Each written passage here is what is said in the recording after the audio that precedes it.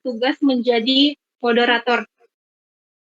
Hari ini ada 2 kelompok yang akan presentasi, yaitu ada kelompok 13 dan yang beranggota Mulia Az-Zahari dan saya sendiri. Maaf, tunggu sebentar. Mikrofonnya ada 2, sebentar.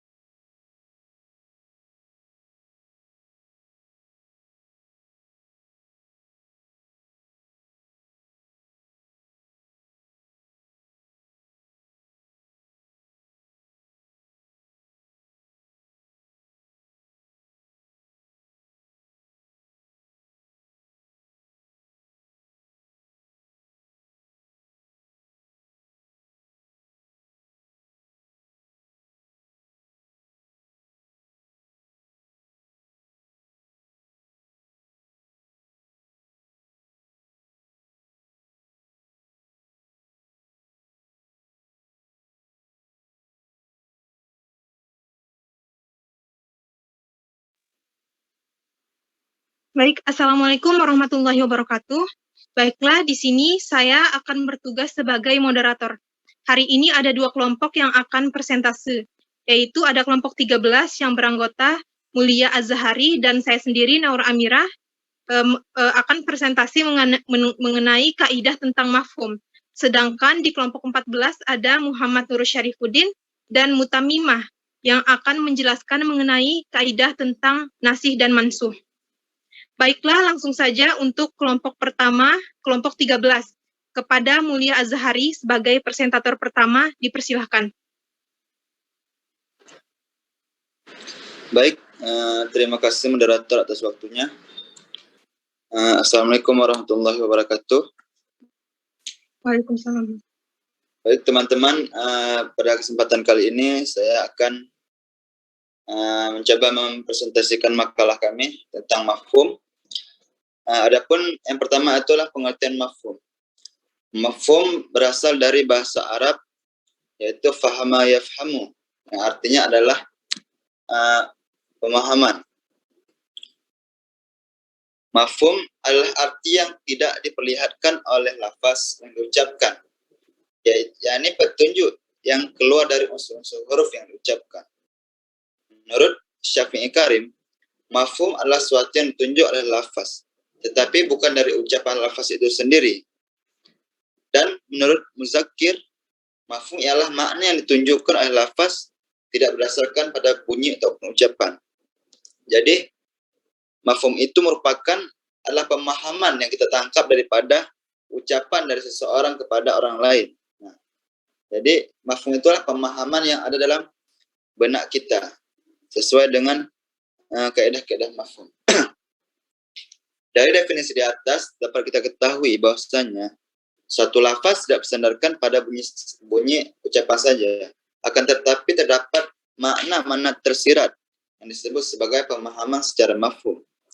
Dalam kata lain, pengertian ini ditunjukkan oleh suatu lafaz tidak dalam tempat pembicaraan, tetapi dari pemahaman yang terdapat pada ucapan tersebut. Misalnya terdapat pada firman Allah Subhanahu wa taala pada Quran surah Al-Isra ayat 23. A'udzubillahi minasyaitonirrajim. Bismillahirrahmanirrahim. Fala taqul lahuma uffi wa la tanharhuma. Yang artinya, maka sekali-kali janganlah engkau mengatakan pada ibu bapa dan janganlah engkau membentak kepada mereka. Apabila kita hanya memaknai arti daripada firman Allah ini secara tekstual saja, maka kita hanya dilarang untuk mengatakan Akan tetapi apabila ayat ini kita transfer sebagai pemahaman, maka kalimat saja yang merupakan hal sepele dapat mencederai kehormatan kita terhadap orang tua. Maka terlebih-lebih apabila kita membentak orang tua, memukul, menelantarkan orang tua, itu lebih-lebih sangat dilarang dalam agama Islam.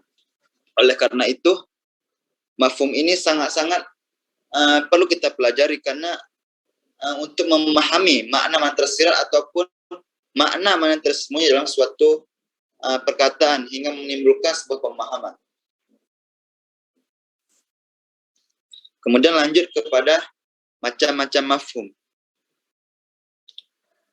Para ulama usuliyin sendiri membagi mafhum menjadi dua, yaitu mafhum muwafaqah dan mafhum mukhalafah.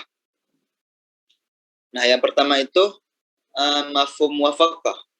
Mafhum muwafaqah adalah suatu petunjuk kalimat yang menunjukkan bahwa hukum yang tertulis pada kalimat itu berlaku pada masalah yang tidak tertulis karena adanya persamaan dalam maknanya. Disebut mafhum muwafaqah karena hukum yang tidak tertulis sesuai dengan hukum yang tertulis. Mafhum muwafaqah ini sendiri selaras mafhum muwafaqah merupakan pemahaman yang diberikan kepada lafaz mafhum itu selaras yang dimiliki oleh lafaz mantuk. Nah, jadi apa yang diucapkan oleh mantuk sesuai dengan pemahaman. Jadi adanya keseragaman antara mantuk dan mafhumnya. Kemudian mafhum muwafaqah ini sendiri terbagi menjadi dua, yaitu fahwa al-khitab dan lahnu al-khitab. Yang pertama, fahwa al-khitab, yaitu pemahaman yang diberikan pada lafaz mafhum lebih kuat daripada makna yang dimiliki oleh lafaz mantuk. Yaitu apabila hukum yang dipahami oleh lafaz itu lebih utama hukumnya, maka dapat ditransferkan pada lafaz itu sendiri. Misalnya seperti ayat yang telah kami lantunkan tadi, yaitu tentang surah Al-Isra 23, yang mana kita dilarang mengucapkan saya dilarang, apalagi memukul, menghardik, dan melantarkan orang tua itu melebih-lebihi, sangat dilarang oleh agama Islam. Nah, itulah dia mafhum fahal khitab, yang mana pemahamannya itu lebih kuat daripada lafaz, daripada mantuk itu sendiri. Yang kedua itu ada lahnu al-khitab. Lahnu al-khitab merupakan pemahaman yang diberikan kepada lafaz mafhum itu sama tingkatannya dengan yang dimiliki oleh lafaz mantuk. Misalnya firman Allah Subhanahu wa taala dalam Quran surah An-Nisa ayat 10 yang berbunyi, A'udzubillahi minasyaitonirrajim. Bismillahirrahmanirrahim. Innalladzina ya'kuluna amwalal yatama zulman innama ya'kuluna fi butunihim nara wa sayaslawna sa'ira. Artinya, sesungguhnya orang-orang yang memakan harta anak yatim secara zalim, sebenarnya mereka itu menelan api dalam perutnya, dan mereka akan masuk ke dalam api neraka yang menyala-nyala. Nah, di sini adanya sinkronasi antara mantuk dan mafhum, yang mana apabila kita memakan harta anak yatim secara zalim, maka itu sama saja halnya kita melantarkan mereka, menyiksa mereka, maka pada hari kiamat nanti akan dibalas dengan api neraka yang menyala-nyala. Nah, disinilah Alkitab yang mana ada sinkronasi antara mantuk dan pemahaman yang kita transfer. Kemudian lanjut ke mafhum mukhalafah. Mafhum mukhalafah sendiri adalah pemahaman yang diberikan kepada lafaz mafhum, yang mana mafhum tersebut tidak selaras dengan lafaz yang dimiliki oleh mantuk. Dengan kata lain, makna yang berbeda hukumnya dengan mantuk. Mafhum mukhalafah adalah pengertian yang dipahami berbeda dengan ucapan, baik dari segi istimbatnya maupun kenafiannya. Oleh karena itu, hal yang dipahami itu sebaliknya daripada bunyi lafaz yang diucapkan. Nah, sebagaimana firman Allah Subhanahu wa taala dalam Quran surah Al-Jumu'ah ayat 9 yang berbunyi, A'udzubillahi minasyaitonirrajim, bismillahirrahmanirrahim. Idza nudiya lis-salati min yaumil jum'ah fas'au ila dzikrillah wa darul bai'. Yang artinya, apabila kamu dipanggil untuk mengerjakan salat pada hari Jumat, maka bersegeralah kamu mengerjakannya dan tinggalkanlah jual beli. Sebagaimana kita ketahui bahwasanya hukum jual beli itu sendiri merupakan hal yang halal, yang mana Allah telah menghalalkan jual beli dan mengharamkan riba. Akan tetapi di sini Allah perintahkan wadarul bai', yaitu tinggalkanlah jual beli. Nah, di sini ada yang terjadi perbedaan, yang mana makna tekstual itu berbanding terbalik dengan pemahamannya. Yang mana ketika Allah memerintahkan tinggalkanlah jual beli, bukan berarti Allah mengharamkan jual beli. Akan tetapi Allah memerintahkan kepada kita untuk meninggalkan jual beli dan segeralah untuk melakukan sholat Jumat ketika seorang muazin telah mengumandangkan azan pada hari Jumat. Kemudian mafhum mukhalafah ini sendiri terbagi menjadi beberapa bagian. Yang pertama itu adalah mafhum al-wasfi. Mafhum al-wasfi yaitu pemahaman dengan sifat, yaitu petunjuk yang dibatasi oleh sifat, menghubungkan hukum sesuatu kepada salah satu sifatnya. Dalam mafhum sifat ini terbagi menjadi 3 bagian, yaitu mustaq, hal, dan adat. Misalnya, Rasulullah SAW bersabda, "Fissa imati zakatin." Pada binatang yang digembalakan itu ada kewajiban membayar zakat. Nah, dapat kita pahami dalam mafhum sifat ini, yaitu barang siapa yang menggembala maka pada gembalanya tersebut terdapat kewajiban membayar zakat sesuai dengan haul dan tata cara pelaksanaan zakat yang sebenarnya telah diajarkan. Kemudian mafhum sifat ini dibedakan kembali menjadi 3 macam, yaitu mustaq. Yang pertama adalah mustaq. Contohnya dalam Quran surah Al-Hujurat ayat 6, yaitu ya ayyuhalladzina amanu in ja'akum fasikum binaba'in fatabayyanu an tusibu qauman bijahalatin fatusbihu ala ma fa'altum nadimin. Hai orang-orang yang beriman, jika datang kepadamu orang yang fasik membawa suatu berita, maka periksalah dengan teliti agar kamu tidak menimpakan suatu musibah kepada suatu kaum tanpa mengetahui keadaannya yang menyebabkan kamu menyesal atas perbuatan itu. Nah, mafhum mukhalafahnya adalah bahwa berita yang disampaikan oleh seseorang yang adil itu wajib diterima. Kemudian ada mafhum hal, yaitu keterangan ataupun keadaan. Sebagaimana firman Allah dalam surah Al-Maidah, ya ayyuhalladzina amanu la taqtulus sayda wa antum hurum wa man qatalahu minkum muta'ammidan fajazaa'uhum mislu ma fa'altum min na'am. Hai orang-orang yang beriman, janganlah kamu membunuh binatang haram, binatang buruan ketika kamu sedang melaksanakan ihram. Barang siapa di antara kamu membunuhnya dengan sengaja, maka dendanya ialah mengganti dengan binatang ternak seimbang dengan buruan yang dibunuhnya. Mafhum dari ayat ini adalah yaitu tentang keharaman membunuh binatang buruan ketika seseorang sedang melakukan ihram. Jadi dalam keadaan ihram, seorang itu dilarang untuk melakukan pembunuhan terhadap binatang-binatang buruan. Yang kemudian itu adalah mafhum adat. Sebagaimana firman Allah Subhanahu wa taala, Al-hajju ashhur ma'lumat. Musim-musim haji adalah beberapa bulan yang dimaklumkan. Jadi apabila kita hendak melakukan, dari ayat ini kita dapat pahami, apabila kita hendak melakukan ibadah haji, maka kita perlu memerhatikan bulan-bulan haji. Jadi ketika seseorang melakukan ibadah haji bukan pada bulan-bulan haji, maka ibadah hajinya tidak diterima. Makanya apabila kita hendak melakukan ibadah haji, maka kita harus melakukannya pada bulan-bulan haji sesuai dengan syariat yang telah dianjurkan. Kemudian pembagian mafhum mukhalafah selanjutnya adalah mafhum ilat. Mafhum ilat adalah menghubungkan hukum sesuatu karena ilatnya atau sebabnya. Seperti pengharaman minuman keras karena ilatnya memabukkan. Ini sama halnya seperti benda sejenis obat-obat terlarang dan narkoba. Karena dia bersifat memabukkan, maka terdapat kesamaan di ilatnya. Dengan minuman keras, maka hal ini juga diharamkan. Kemudian ada mafhum ghayah. Mafhum ghayah merupakan pemahaman dengan batas akhir, yaitu lafaz yang menunjukkan hukum sampai pada ghayah ataupun batasan. Lafaz ghayah ini ada kalanya dengan ilah ataupun dengan kata hatta, sebagaimana firman Allah Subhanahu wa taala pada surah Al-Maidah ayat 6, yaitu idza kuntum ila salati faghsilu wujuhakum wa aydikum ilal marafiq. Bila kamu hendak mengerjakan salat, maka basuhlah mukamu dan tanganmu sampai kepada siku.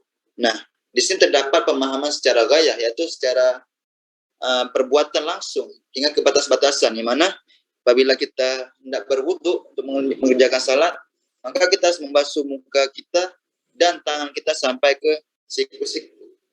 Apabila kita membasuhnya tidak sampai siku-siku, maka wudunya tidak sah. Kemudian mafhum laqab. Mafhum laqab merupakan pemahaman dengan julukan yang mana menggantungkan hukum kepada isim alam ataupun isim fa'il. Sebagaimana firman Allah Subhanahu wa taala, "Hurimat 'alaikum ummahatukum." Diharamkan atas kamu untuk mengawini ibu-ibumu. Mafhum mukhalafahnya adalah maka selain ibu-ibu kita, maka boleh dinikahi. Kemudian ada mafhum hasar, yaitu yang sifatnya pembatasan. Sebagaimana firman Allah, Iyyaka na'budu wa iyyaka nasta'in. Hanya kepada Engkaulah yang kami sembah dan hanya kepada Engkaulah yang kami meminta pertolongan. Mafhum mukhalafahnya adalah bahwa selain Allah Subhanahu wa taala maka tidak berhak untuk disembah dan tidak berhak pula kita meminta pertolongan.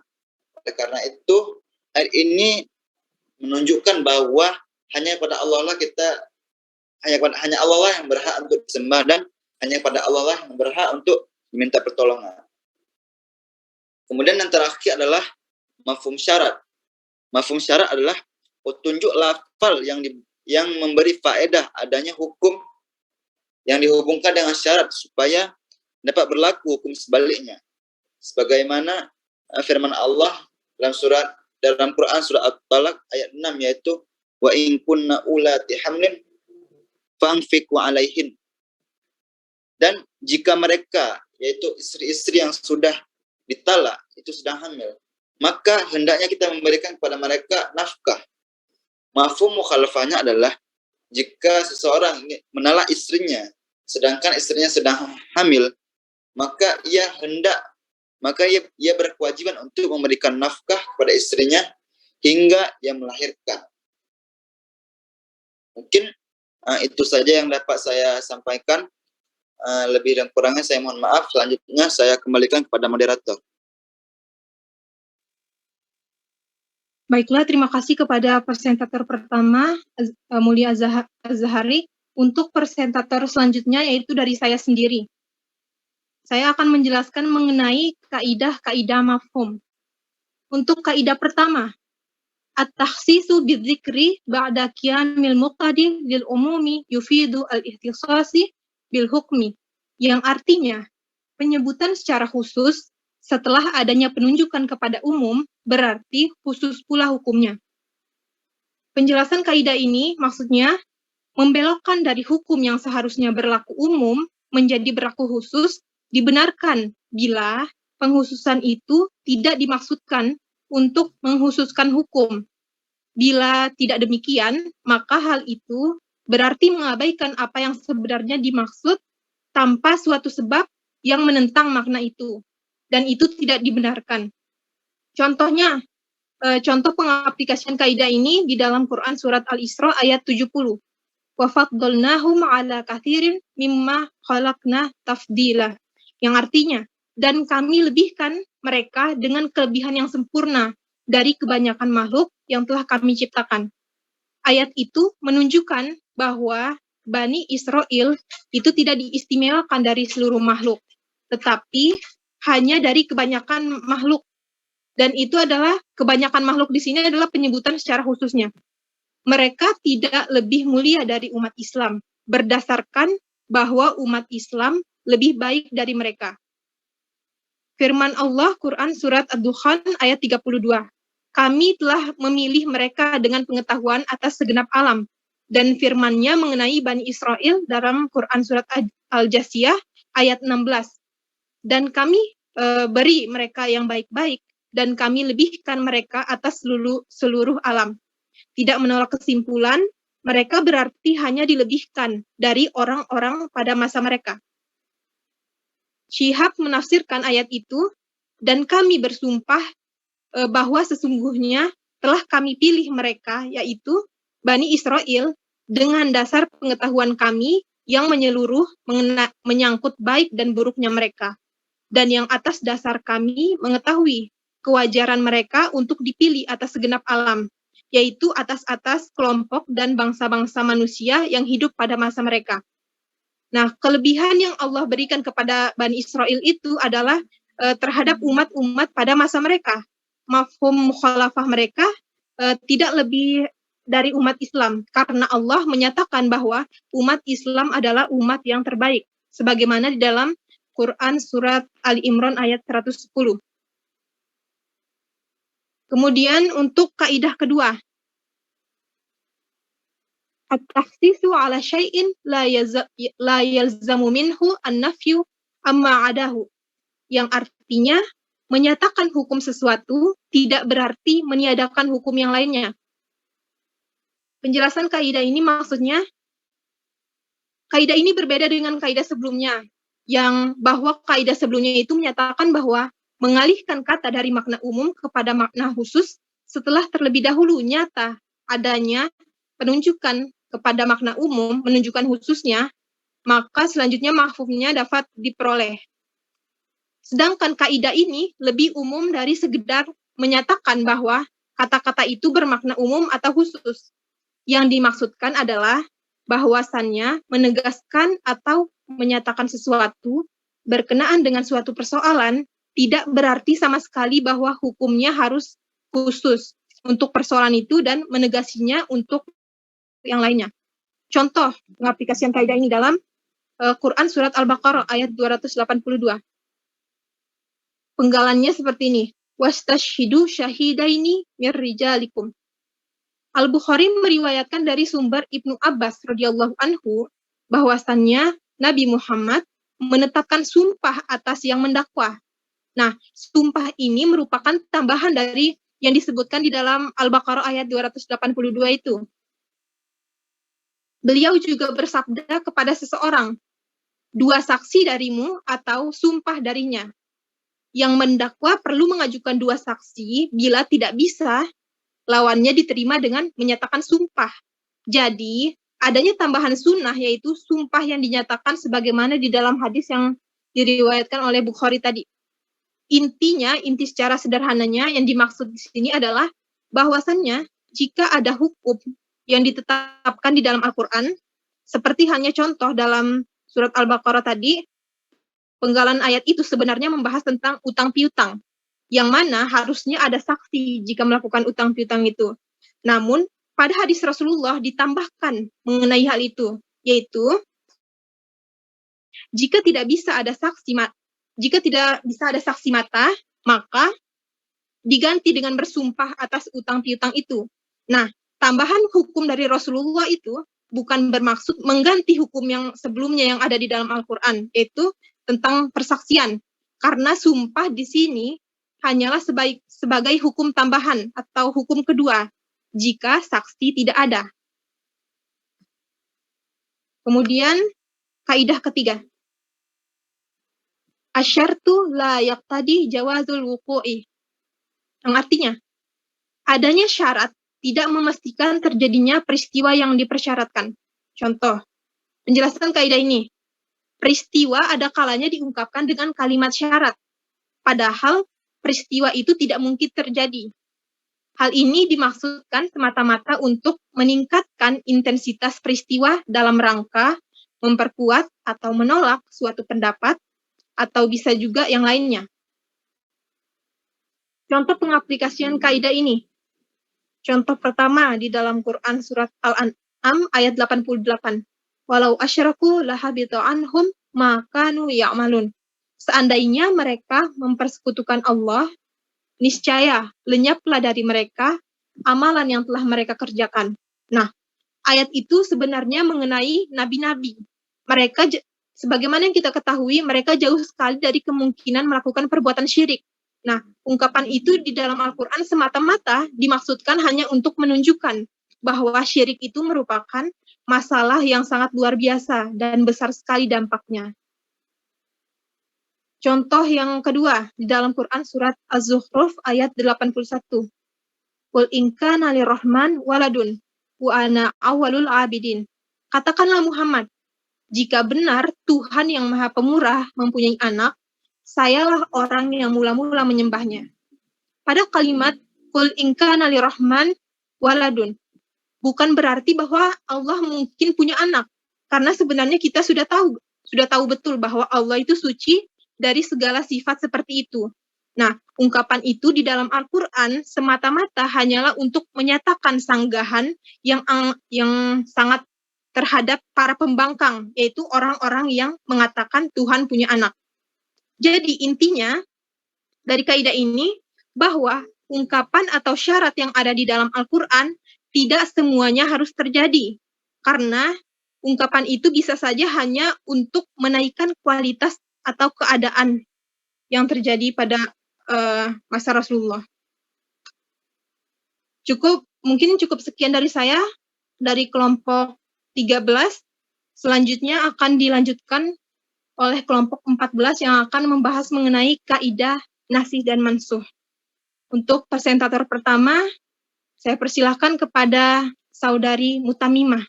Kepadanya waktu dan tempat dipersilahkan. Terima kasih atas waktunya. Materi yang pertama adalah mengenai pengertian nasakh dan mansukh. Dari segi bahasa, nasakh memiliki beberapa makna, yaitu yang pertama ada al-izalah atau menghapus, meniadakan. Kemudian yang kedua bermakna tabdil atau menukar, mengganti. Dan juga bermakna tahwil, yaitu mengubah atau mengalihkan. Kemudian, sebagaimana dalam suatu istilah nasakhtu al-kitabah, yang berarti memindahkan isi dari kitab. Saya memindahkan isi dari kitab. Adapun mansukh diartikan sebagai dihapus, dinukil, atau disalin. Selain itu ada juga yang mengartikan bahwa mansukh itu adalah murtafa'ul hukmi, yaitu hukum yang diangkat.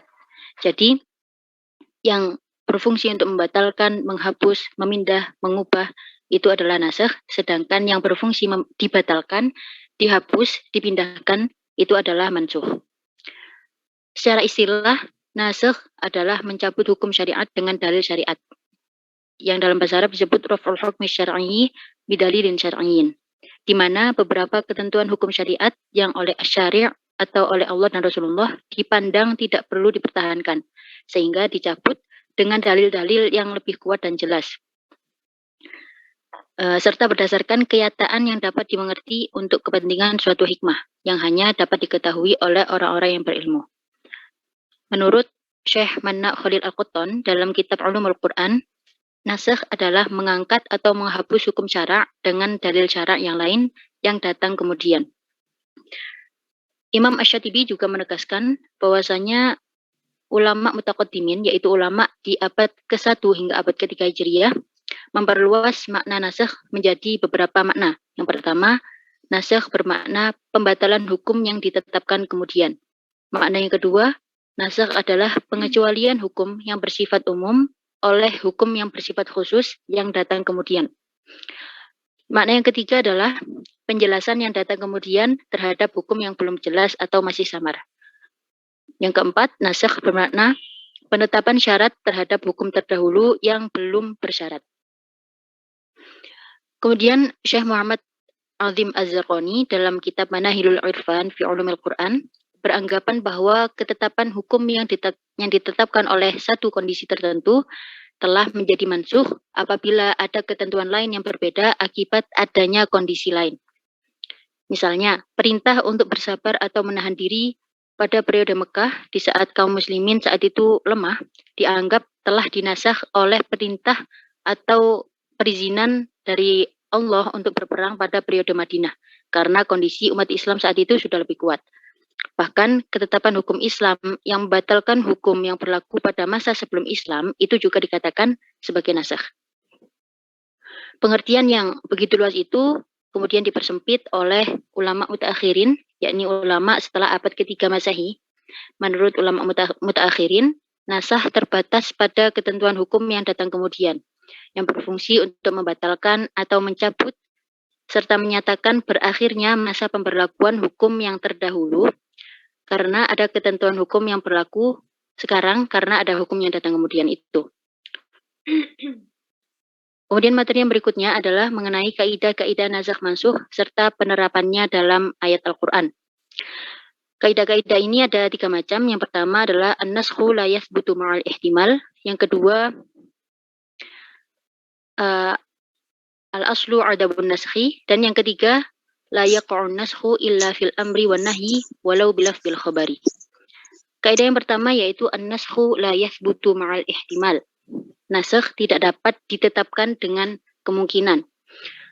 Maksud dari kaidah ini adalah nasakh tidak dapat ditetapkan dengan kemungkinan-kemungkinan atau dugaan-dugaan. Akan tetapi harus disandarkan pada dalil yang kuat. Baik dalil itu berasal dari ayat Al-Quran, hadis Nabi, qaul sahabat, para ulama, atau dengan melihat terjadinya pertentangan yang aktual yang mana telah diketahui sejarahnya. Imam Asy-Syatibi menegaskan bahwasanya hukum-hukum yang telah ditetapkan kepada seorang mukallaf itu tidak diperbolehkan untuk diklaim nasakh kecuali dengan perkara atau syarat tertentu. Karena hukum yang telah ditetapkan terlebih dahulu kepada seorang mukallaf itu tidak bisa diangkat atau dibatalkan kecuali dengan menggunakan dalil-dalil yang kuat seperti yang telah saya sebutkan sebelumnya. Adapun contoh penerapan dari kaidah an-naskhu la yathbutu ma'al ihtimal adalah pada surah Al-Anfal ayat 65 dan surah Al-Anfal ayat 66. Yang berbunyi surah Al-Anfal ayat 65 yang berbunyi Bismillahirrahmanirrahim. Ya ayyuhan nabiyyu harridil mu'minina 'alal qital iyyakum minkum 'ashruna sabiruna yaghlibu mi'atain wa iyyakum minkum mi'atu yaghlibu alfan minal ladzina kafaru bi annahum qaumun la yafqahun. Wahai Nabi Muhammad, kobarkanlah semangat para mukmin untuk berperang. Jika ada 20 orang yang sabar di antara kamu, niscaya mereka akan mampu mengalahkan 200 orang kafir. Dan jika ada 100 orang yang sabar di antara kamu, maka niscaya mereka akan mengalahkan 1000 orang kafir. Karena orang-orang kafir itu adalah kaum yang tidak mengerti. Dalam ayat ini jelas adanya bahwa kewajiban bersabarnya 20 umat Islam itu mampu menghadapi 200 orang kafir. Dan bersabarnya 10 umat Islam itu mampu menghadapi 1000 orang kafir. Nah, kemudian ayat ini dihapus atau dinasakh dengan ayat selanjutnya, yaitu Al-Anfal ayat 66. yang berbunyi Bismillahirrahmanirrahim. Al-ana khaffafallahu ankum wa alima anna fikum dha'fa fa iyyakum minkum mi'atun sabiratin yaghlibu mi'atain wa iyyakum minkum alfu yaghlibu alfaini biidznillah wallahu ma'as sabirin. Dan sekarang Allah telah meringankan kepada kamu karena Allah mengetahui bahwa kamu telah lemah. Maka jika di antara kamu ada 100 orang yang sabar, maka kamu dapat mengalahkan 200 orang kafir. Dan jika di antara kamu ada 1000 orang yang sabar, maka kamu dapat mengalahkan 2000 orang atas izin Allah. Sesungguhnya Allah menyertai orang-orang yang bersabar. Pada ayat yang pertama, Allah memerintahkan agar umat muslim berani menghadapi musuh yang berjumlah 10 kali lebih besar dari kuantitas mereka. Sementara pada ayat yang kedua, yang menasakh ayat yang sebelumnya, dijelaskan bahwa umat Islam diberi keringanan karena Allah mengetahui kelemahan pada umat Islam, baik lemah dalam hal semangat maupun lemah dalam persiapan berperang. Dalam keadaan seperti inilah, mereka diharuskan menghadapi musuh yang jumlahnya hanya 2 kali lipat dari kuantitas mereka. Inilah contoh penerapan kaidah an-naskhu la yathbutu ma'al ihtimal, yakni ayat yang dihapus berdasarkan dalil Al-Quran. Di dalam Al-Quran sendiri, nasakh selalu berada di belakang masuh atau terletak di belakang masuh, sebagaimana ayat yang saya sebutkan sebelumnya. Namun mengecualikan pada 2 ayat berikut, yaitu surah Al-Baqarah ayat 240 yang dinasakh oleh surah Al-Baqarah ayat 234 dan surah Al-Ahzab ayat 52 yang dihapus atau dinasakh oleh surah Al-Ahzab ayat 50. Sekian yang dapat saya sampaikan, saya kembalikan kepada moderator. Baik, terima kasih kepada Saudari Mutamimah sebagai presentator pertama. Untuk selanjutnya akan dijelaskan oleh saudara kita Muhammad Nur Syarifuddin yang akan menjelaskan tentang kaidah selanjutnya. Kepadanya dipersilahkan. Jelas kok, sangat jelas. Baik, terima kasih kepada saudara moderator. Saya akan menjelaskan kaidah kedua atau kaidah selanjutnya dan juga sekaligus penerapan dalam ayat nasi mansuh. Kaidah kedua yaitu al-aslu adamun nasakhi. Nasakh pada dasarnya itu tidak ada. Dalam penjelasan kaidah kedua ini, nasakh adalah membatalkan hukum yang ada yang didasarkan perintah terdahulu dengan perintah yang datang belakangan darinya. Nah, dalam kaidah ini yang sebelumnya telah dijelaskan bahwa nasakh itu tidak bisa dinyatakan adanya hanya dengan mengatakan bahwa adanya mungkin atau praduga di situ. Untuk menyatakan bahwa nasakh itu ada, harus dipenuhi syarat-syaratnya. Kaidah yang kedua ini merupakan penyempurnaan penjelasan merupakan penyempurnaan penjelasan pada kaidah pertama di situ.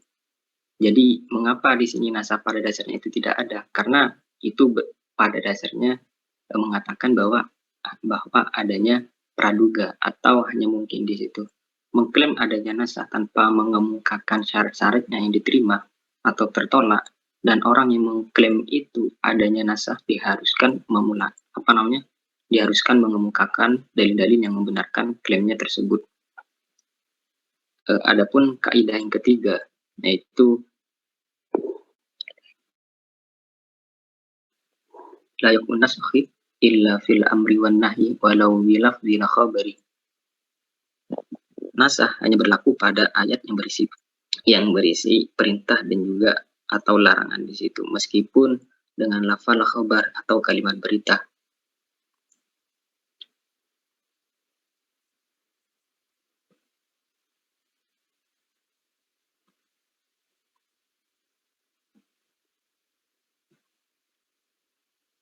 Maksud dari kaidah ketiga ini adalah bahwa semua nasakh dalam Al-Quran itu hanya terjadi pada amar dan juga nahi.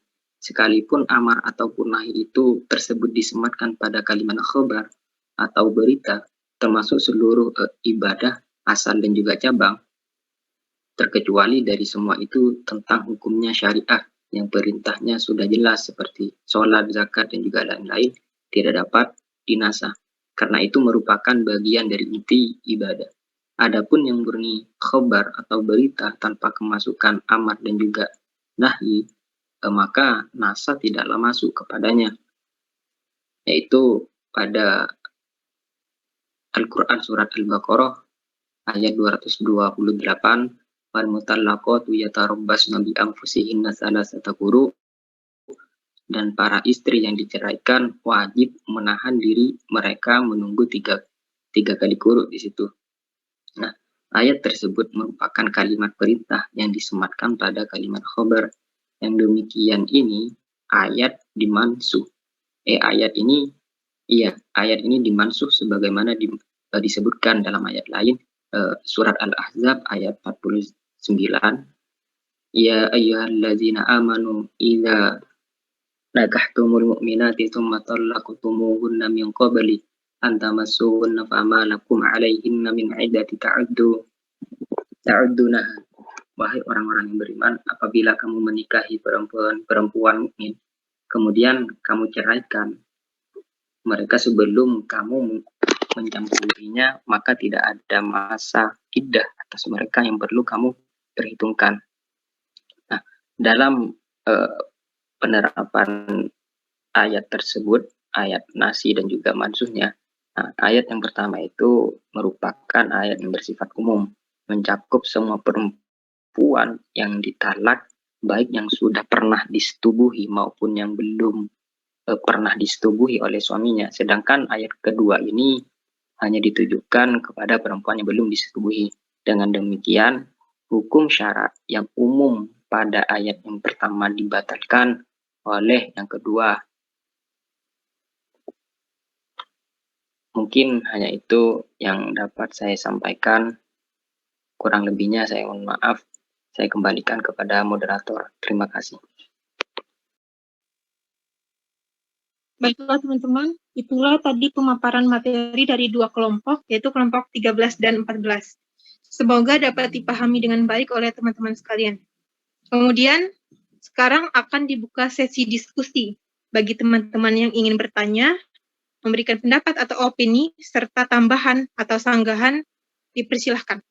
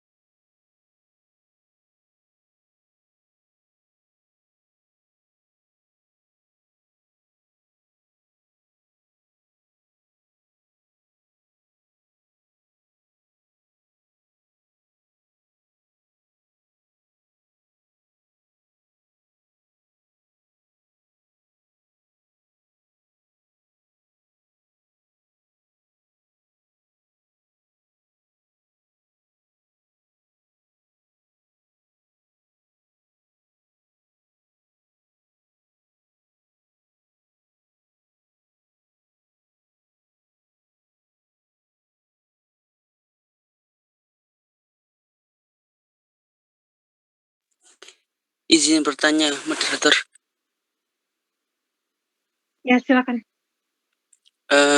Kepada kelompok 14 tentang nasikh mansukh.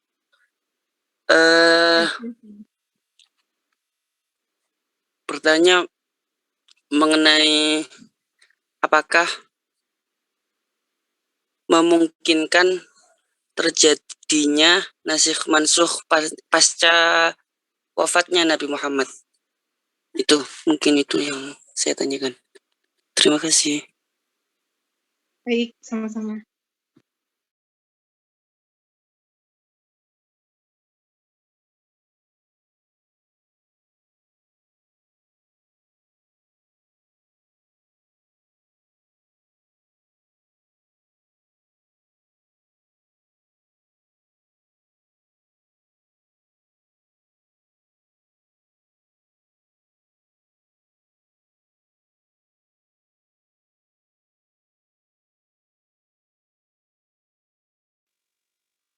Mungkin untuk teman-teman yang lain ada yang ingin bertanya atau memberikan pendapat atau tambahan, sanggahan juga boleh dipersilahkan.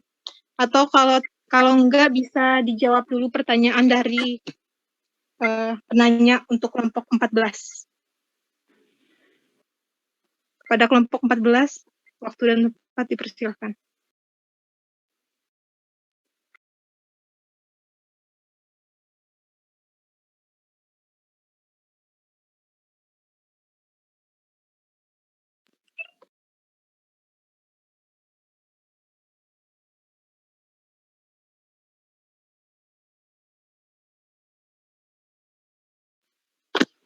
Baik, terima kasih atas pertanyaannya. Apa mungkin nasikh mansukh itu pasca wafatnya Nabi Muhammad? Jadi mengenai sejarah atau timbulnya nasikh mansukh itu saya kurang lebih memahaminya. Cuma pernah saya ketahui, pernah dengar, juga pernah baca itu, cuma saya lupa di bukunya itu apa sebuah artikel itu saya lupa. Namun di dalam sejarah nasikh mansukh ini timbul pada mulanya pada masa ulama-ulama klasik di situ. Ya, ulama-ulama klasik itu diantaranya ya, seperti imam madhab itu yang 4 dan juga para ulama mufassirin di situ. Entah lebih jelasnya urgensi nasikh mansukh itu ada pada saat Nabi Muhammad itu saya kurang lebih mengetahui. Cuma awal mula timbulnya nasikh mansukh itu pada zamannya ulama-ulama klasik. Cuma dijelaskan seingat saya itu pada mulanya ulama-ulama klasik. Cuma saya lupa di artikel apa itu di buku saya pernah baca itu mengenai nasikh mansukh di situ. Namun dalam nasikh mansukh ini pada masa mulanya timbul itu penyebab munculnya kontroversi itu tidak lepas dari konsep yang dibangun oleh ulama klasik yang umumnya yang kita dengar itu didefinisikan nasakh dengan penghapusan atau akhir ayat-ayat Al-Quran dalam menyikapi hal tersebut. Nah, muncullah beberapa ulama kontemporer setelah para ulama-ulama klasik di situ. Mungkin hanya itu. Mungkin ada teman-teman yang ingin menambahkan di situ. Terima kasih.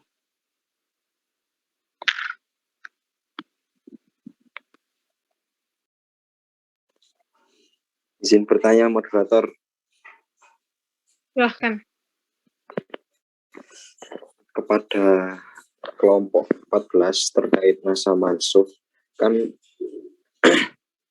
di awal tadi dijelaskan bahwasanya an-naskhu la yasbutu ma'al ihtimal. Jadi nasikh itu tidak bisa ditetapkan dengan adanya sebuah kemungkinan. Maka oleh sebab itu nasikh harus terjadi ketika disandingkan dengan sebuah dalil yang muktadonya, ya. kembalinya itu terhadap yang hakiki, yang jelas seperti itu. Kemudian ketika saya lihat di contohnya di contoh yang terakhir, yaitu pada kaidah ketiga, ala yaqun nasbu illa fil amri wan nahyu walau bil khabari. Jadi tidak akan pernah nasah itu terjadi kecuali pada redaksi-redaksi yang bersifat perintah maupun larangan, seperti itu. Contohnya wal mutallaqah tadi. Kemudian yang dinasah dengan surat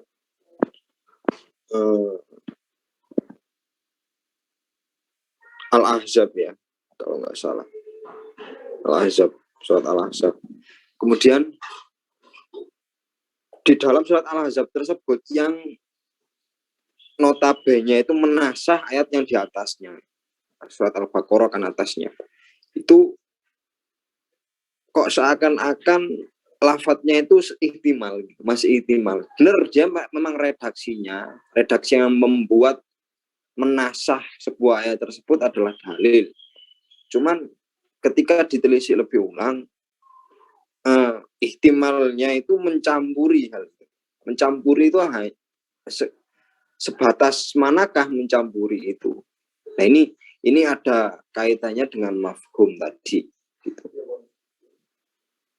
Apakah ini memang benar mafhum hasr atau gimana? Mungkin bisa dijelaskan lagi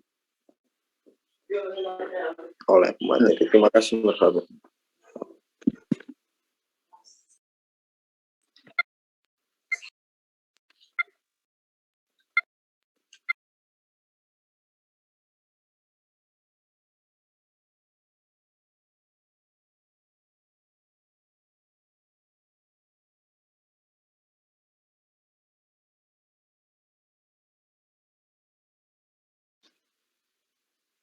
Mohon maaf moderator, mungkin bisa dijelaskan kembali oleh moderator terkait pertanyaan pertama barusan. Maaf, mungkin untuk penanya Izul Haq, mungkin pertanyaannya bisa diringkas sedikit.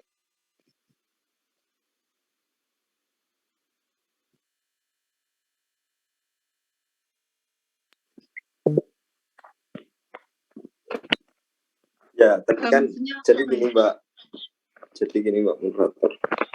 Benar. Awal tadi dijelaskan bahwasanya nasa itu nggak boleh ihtimal. Nggak boleh ihtimal artinya dia memungkinkan satu hal dan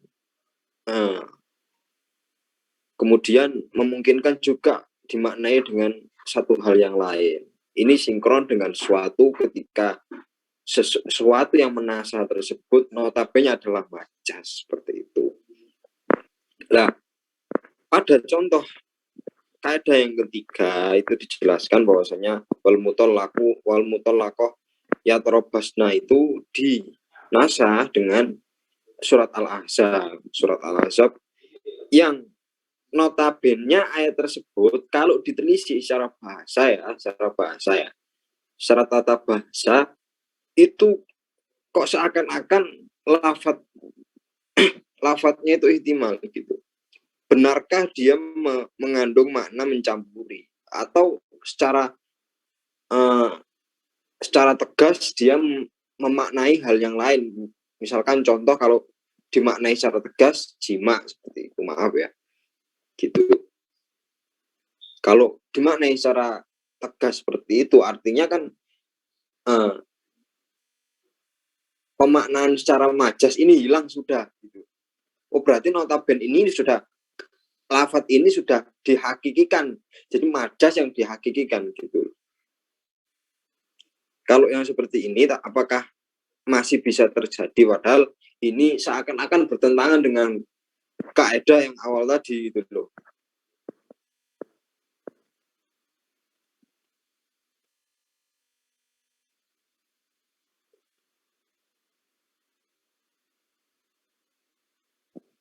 Soalnya kalau ditelisik lagi dominan lebih ke praduganya gitu guys. Terima kasih.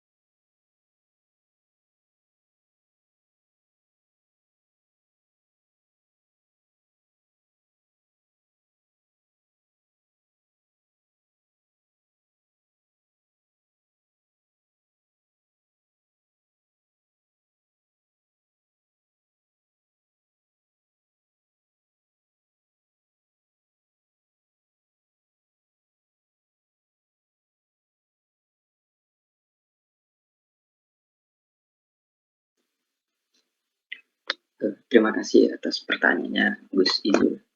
Sedikit menanggapi dalam kaidah kedua terkait ayat Al-Baqarah ini, saya rasa sendiri ini tidak, yang saya pahami ini tidak terdapat dalam suatu kalimat ihtimal di sini. Saya rasa itu sudah jelas di situ, bukan ihtimal lagi. Wal mutallaqatu yatarabbasna bi anfusihinna salasata quru, dan para istri yang diceraikan itu menahan diri mereka 3 kali quru. Saya rasa itu bukan sesuatu yang samar atau ihtimal ataupun praduga. Saya rasa saya memahami itu sudah jelas di situ, bukan praduga lagi.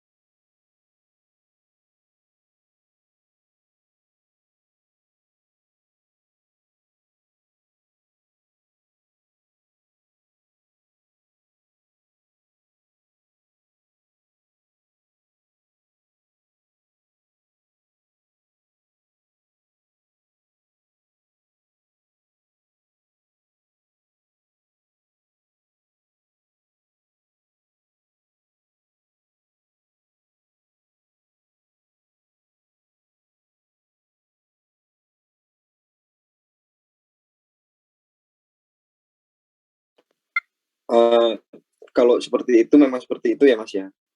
Lantas kenapa dalam prakteknya ketika kita merujuk pada fikih praktis ya, itu banyak sekali terjadi pertentangan, mendebatkan terkait dua hal tersebut. Ada yang mengatakan al-iddah bisa babi nikah, ada yang mengatakan al-iddah bisa babi tuhul, seperti itu. Al-iddah bisa babil wat'i dan al-iddah bisa babil nikah ini kan awalnya juga bersumber dari redaksi-redaksi nas seperti itu. Lantas apa yang melatar belakangi hal tersebut bisa bertentangan gitu?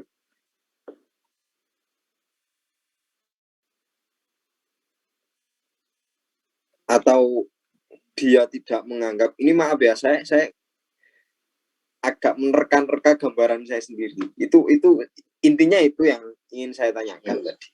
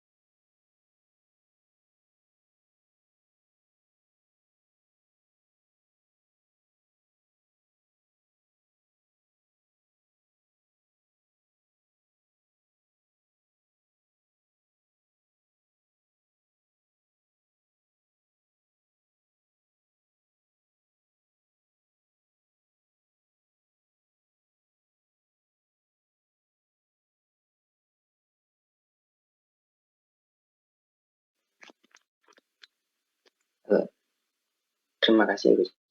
Mungkin kita perjelas terlebih dahulu Gus. Mungkin yang maksud Gus Izul di sini yang dimaksud dengan pertentangan di sini yang mana? Apakah yang dimaksud dengan pertentangan di sini dengan adanya iddah dan juga dengan tidak adanya masa iddah di sini? Ataukah saya salah menangkap terkait pemahamannya Gus Izul gitu? Ya, benar. Ada yang masa iddah dan tidak adanya masa iddah. Nah, itu dia.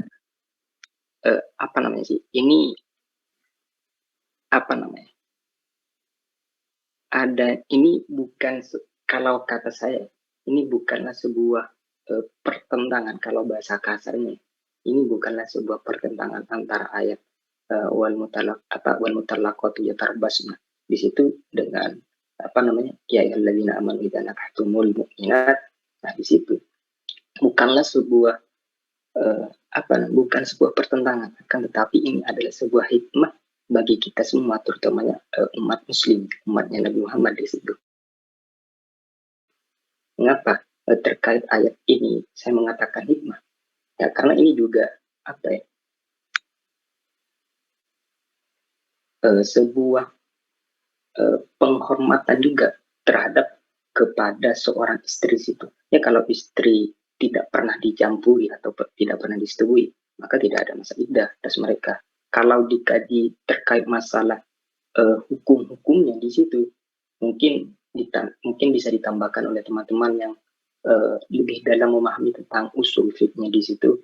Ini sama halnya, kalau saya pahami ayat ini sebenarnya sama sih dengan ayat-ayat yang lainnya di situ. Maksudnya ayat yang lain itu ayat bil ayah di situ. Seperti saya pernah baca ini, ada sebuah ayat menyatakan begini, ya ayyuhalladzina amanu taqullaha haqqa tuqatih. Wahai orang-orang yang beriman, maksudnya di sini orang-orang yang agama Islam, ittaqullah, bertakwalah kepada Tuhanmu, haqqa tuqatih. Nah, di sini ada lafaz haqqa tuqatih dengan dengan sebenar-benarnya takwa di situ. Namun ayat ini dimansur di situ. Ayat ini digantilah, dipermudah istilah halusnya. Kalau kata saya, nasa itu lebih kedominan dipermudah gitu, lebih dipermudah bagi umat muslim. Jadi ini dimansur oleh ayat ittaqullaha mastata'tum, bertakwalah ya alladzina amanu taqullaha. Saya lupa, intinya itu ayat yang memansur itu adalah ayat yang bunyinya ittaqullaha mastata'tum gitu. Bertakwalah kamu kepada Tuhan dengan semampumu di situ. Jika kita kembalikan kepada ayat wal mutallaqati, mungkin saya rasa ini akan terjadi ketidakadilan di situ terhadap antara suami dan juga istri. Mungkin terdampak lebih besar kepada seorang istri di situ. itu terkait masalah hikmah. Mungkin itu saya rasa lebih lebih kepada hikmahnya nasih wal mansukh di situ, Gus.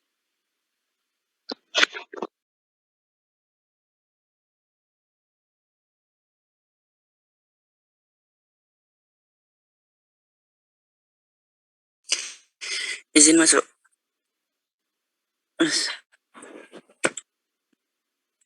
Izin masuk. Mas Nur itu ya. Ayat apa itu Baqarah berarti itu kan dapat dikatakan dimansuh oleh ayat Al-Ahzab. Iya.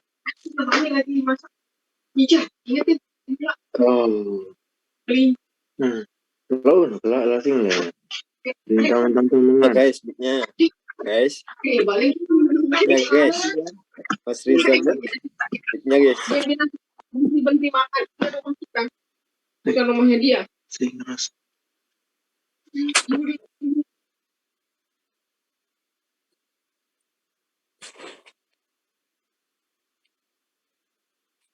Iya.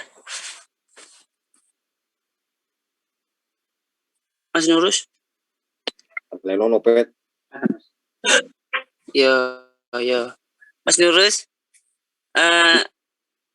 Ya itu, apakah bisa dikatakan bahwa ayat Al-Baqarah tadi itu dinasakh oleh ayat Al-Ahzab, ayat surat Al-Ahzab tadi, yang wal mutallaqat dinasakh oleh ya ayyuhalladzina amanu.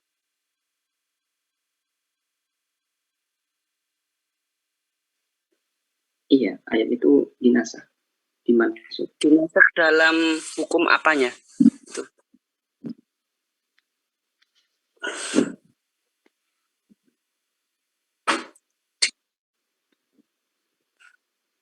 Jadi perbedaannya itu kan pada menahan diri mereka 3 kali quru atau adanya masa iddah, sedangkan di ayat kedua di ayat selanjutnya, ayat yang masuk itu tidak ada masa iddah. Berarti yang Al-Baqarah ini menunjukkan iddah kalau si istri itu pernah berhubungan dengan suami. Tetapi kalau terus diganti dengan Al-Ahzab yang menunjukkan tidak ada iddah jikalau belum berhubungan. Gitu.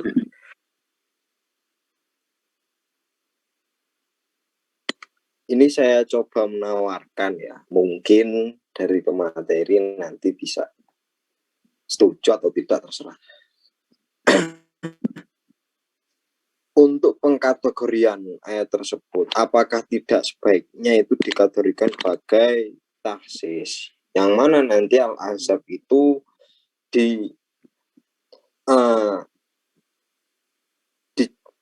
dikategorikan sebagai maksusnya seperti itu. Artinya hal ini tidak mengganti lantas apa iddah yang redaksi iddah yang ada di Al-Ahzab itu tidak mengganti mempengaruhi sama sekali terhadap yang ada di Al-Baqarah gitu. Kalau diganti kan berarti tidak berlaku gitu apa yang Al-Baqarah. Jika itu dikatakan nasikh mansukh, kalau tahsis bisa jadi berlaku yang Al-Baqarah. Penawaran Gus Ijul.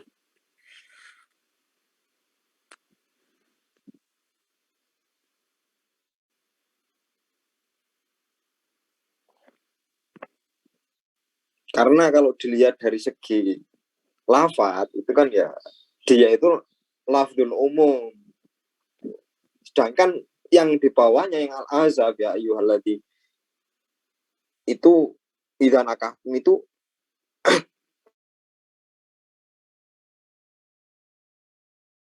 kan yang lain gitu. Nah, kebetulan dia bicara iddah yang kemudian diselaraskan dengan Al-Baqarah tadi. Enaknya gimana coba? enaknya makan.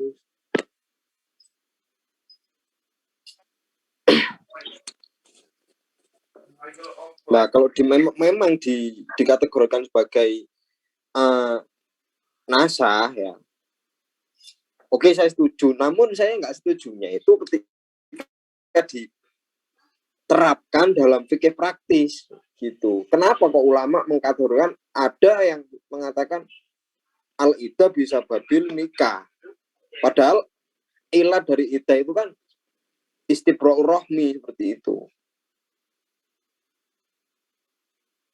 mengkosongkan rahim dari sperma yang dikeluarkan oleh suami yang terdahulu, biar anaknya nggak belang.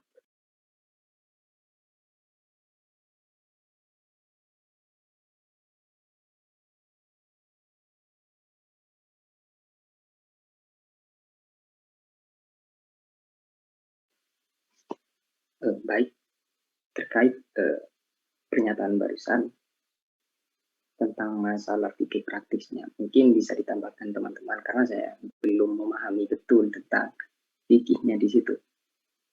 Ya karena dari di situ saya rasa itu sudah jelas.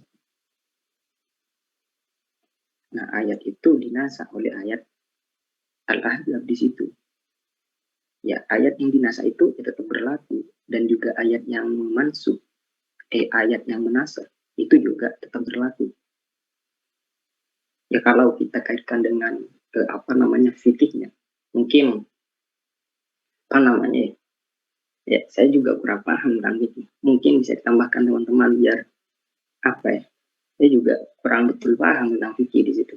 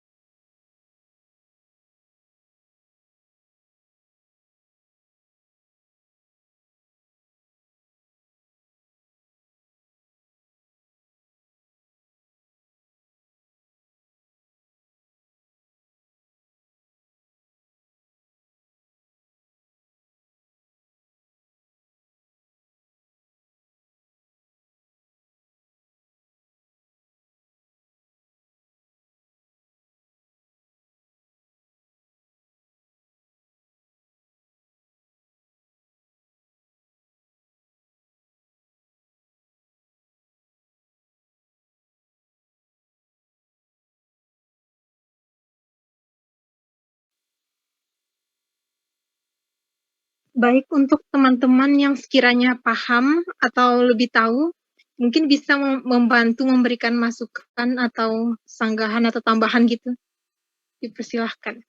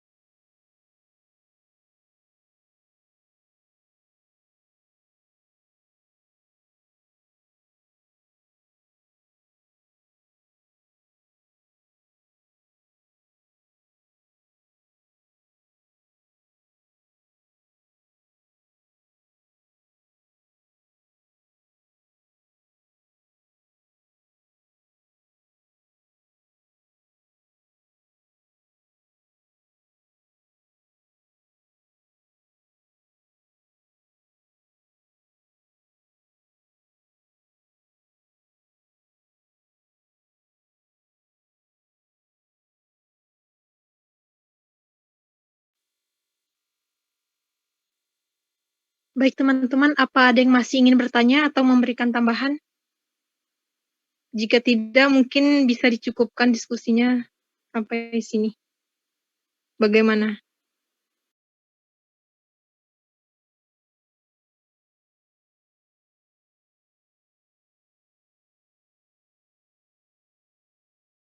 Ya nggak apa-apa di akhir aja. Yesus. Mungkin kesuci loh. Ini menambah lagi. Terus Lah orang yang saya yang tanya, masa saya yang nambahin.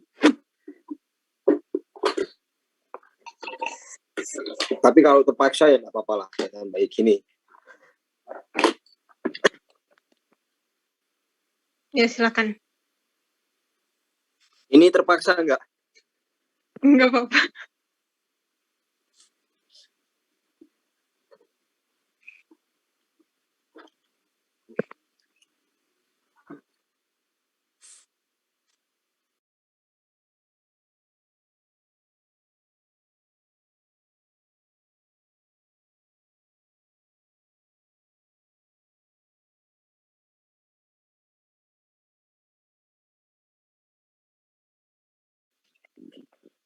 Menurut saya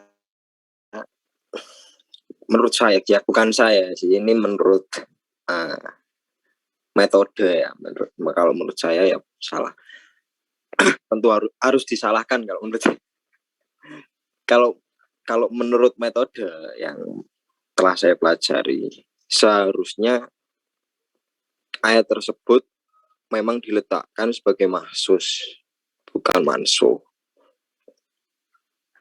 Saya pun juga begitu dulu ketika awal-awal belajar nasa mansuh dalam kaidah usul, itu sering sekali terkecoh dengan redaksi ayat yang notabene sebagai mahsus dari ayat yang lain, dari ayat yang umum. Saya klasifikasikan terhadap mansuh. Nah ini, padahal sudah jelas bahwasanya mansuh itu menghilangkan hukum suatu lafaz yang ditetapkan loh ya, yang ditetapkan oleh suatu lafaz, dihilangkan dengan dalil syar'i yang lain, seperti itu.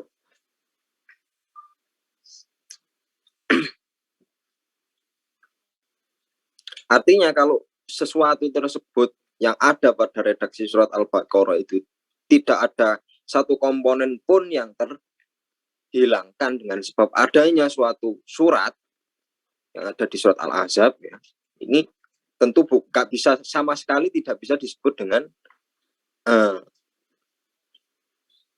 mansuh seperti itu.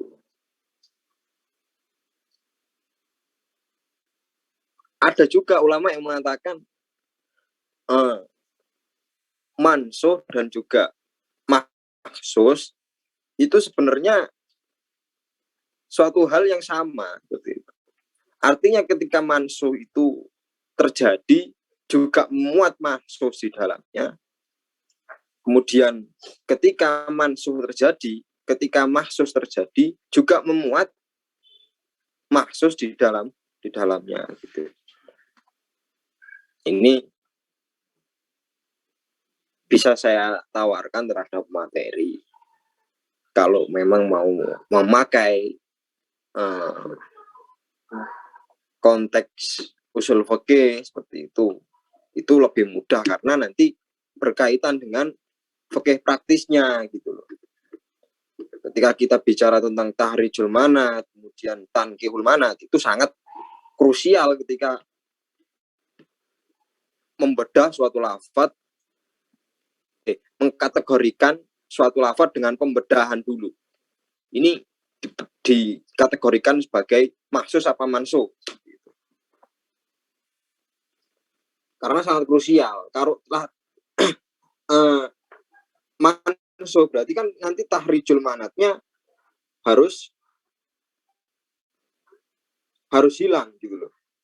Tapi kalau mahsus berarti kan ayat yang awal tadi masih berlaku, kemudian dikhususkan dengan adanya suatu yang lain yang terjadi.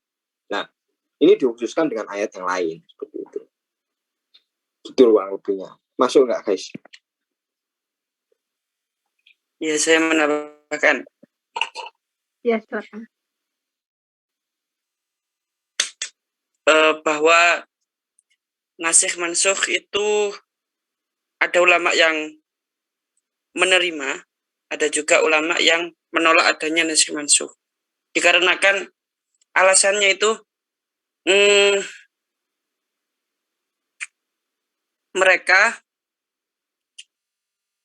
beranggapan bahwa pembatalan hukum dari Allah itu meniscayakan satu dari dua kemustahilannya.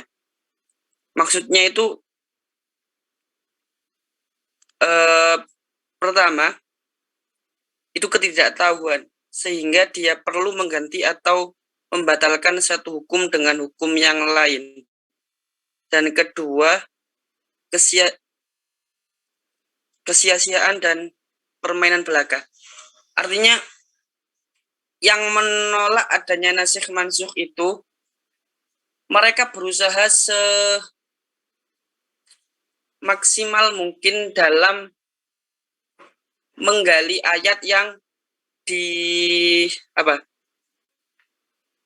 dianggap nasikh mansukh supaya bisa dikompromikan, sehingga salah satu dari ayat itu tidak dimansukh tetapi tetap dipergunakan dalam kondisi maupun situasi tertentu.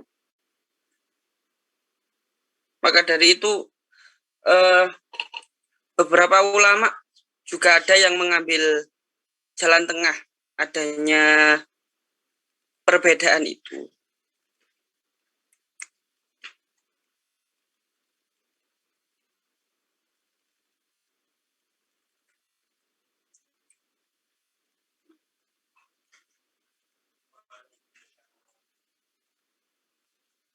Salah satu usaha yang mereka lakukan dalam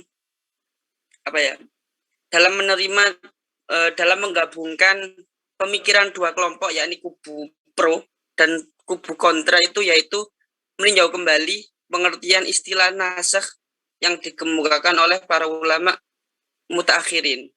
Sebagaimana usaha mereka meninjau kembali istilah yang dikemukakan ulama mutaqaddimin. Ya, mungkin itu tambahan dari saya.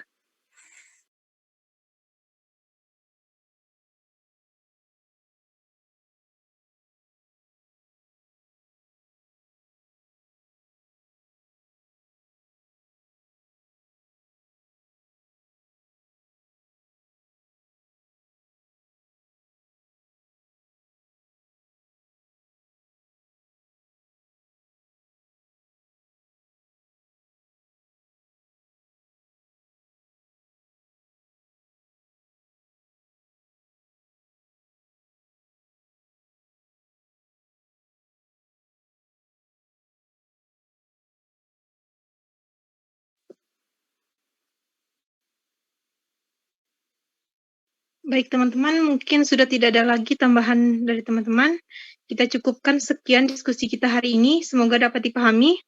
Terima kasih yang sudah berpartisipasi, memberikan masukan, bertanya, atau hanya menjadi pendengar. Assalamualaikum warahmatullahi wabarakatuh.